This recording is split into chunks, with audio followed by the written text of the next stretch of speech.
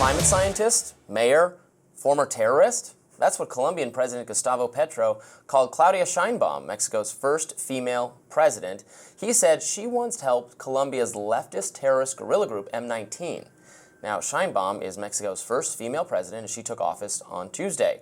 Petro, who once belonged to M-19 himself, told reporters that Sheinbaum helped exiled rebels when they passed through Mexico. The terrorist guerrilla group spread chaos in Colombia in the 1980s, carrying out kidnappings, murders, drug trafficking, and other attacks. Now, her office didn't respond for our request for comment, and Petro's claim has not been verified elsewhere. Sheinbaum is a lifelong leftist whose parents were leading activists. She backed her predecessor, former President Andrés Manuel López Obrador's AMLO's initiatives and ran on expanding them, including overhauling Mexico's judiciary. The 62-year-old reached a second milestone as the first person of Jewish heritage to win presidency there, and the first woman. Here to discuss all things Claudia Sheinbaum is staff writer for The Hill, Rafael Bernal. Welcome. How much of a nothing burger or a big burger is this? Well, Gustavo Petro is as reviled by his enemies as he is feared by his allies for his big mouth. He tends to go off. He's famous in Colombian politics for going off. It's a pretty big nothing burger in the sense that sort of social support for the pan-Latin American left in Mexico City in the 1980s was pretty much a given for someone in Claudia Sheinbaum's background. I don't imagine this at all meant her, carrying an AK-47 or sending money for weapons to Colombia.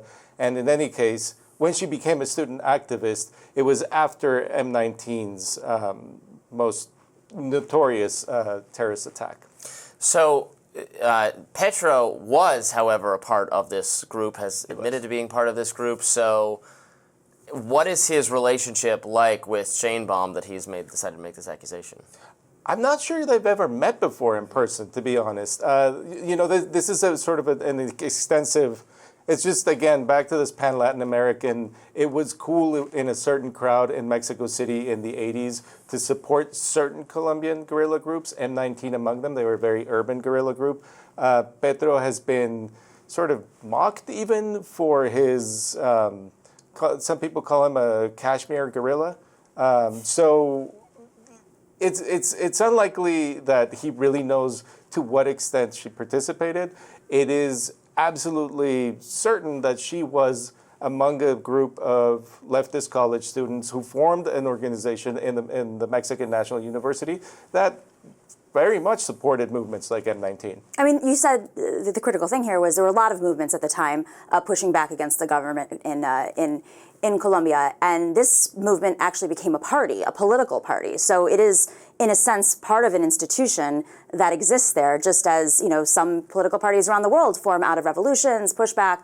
So, I mean, I think of Bill de Blasio. When Bill de Blasio ran for mayor, they called him supporting the Sandinistas because he went down to Latin America. I mean, it was a great talking point. It's great for the far right to push back. I'm just curious, who is this supposed to resonate with? Is it supposed to resonate with Mexicans? I mean, she was clearly voted in with majority, and it's historic beyond measure. So who are they trying to sway? And furthermore, what is the vibe in Mexico right now? I mean, as she's preparing for her presidency, she just got inaugurated. I mean, the first question, back to Gustavo Petro's big mouth. Like, I don't know who he was trying to sway. Yes, M-19 became a political party. They disbanded in 1990, made peace with the government. They had this horrible incident in Colombia Supreme Court in 1985, which ended up with like half of the Supreme Court dead. And it was mostly the government doing the killing. But so that was a terrible incident. They sort of got over it. The vibe in Mexico right now is Claudia Sheinbaum's. She gave two addresses yesterday. In neither one did she even recognize the opposition.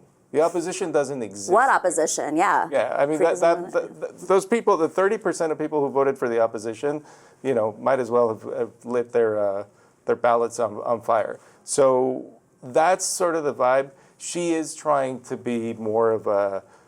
She had a very conciliatory tone toward, for instance, investment, both foreign and domestic. Much more of an environmentalist than AMLO. Much less combative. She was very presidential compared to him. He's always had this sort of casual vibe. that the opposition hated. And the opposition, before her address, every lawmaker from the opposition that talked was really trying to sound conciliatory toward her, and she just ignored them. Wow.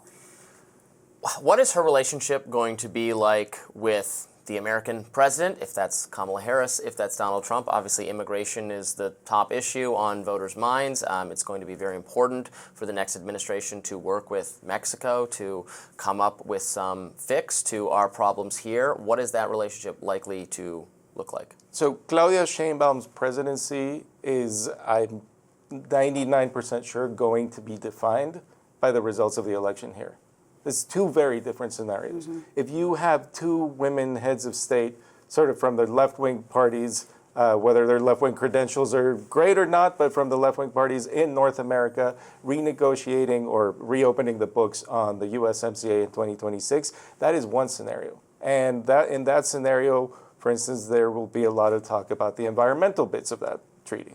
If you have Claudia Sheinbaum, who is sort of very, like a very straightforward, serious, no jokes kind of person, dealing with Donald Trump and keeping immigration at the forefront for the next 4 years, the first 4 years of her presidency, you have a completely different scenario, and who knows what happens in 2026. So the Mexicans are very concerned, especially not so much about the immigration stuff. They think they kind of have a handle on that. They're greatly responsible for the reduction in crossings at the U.S.-Mexico border. They're very concerned about the USMCA in 2026. Mexico is a complicated state to lead.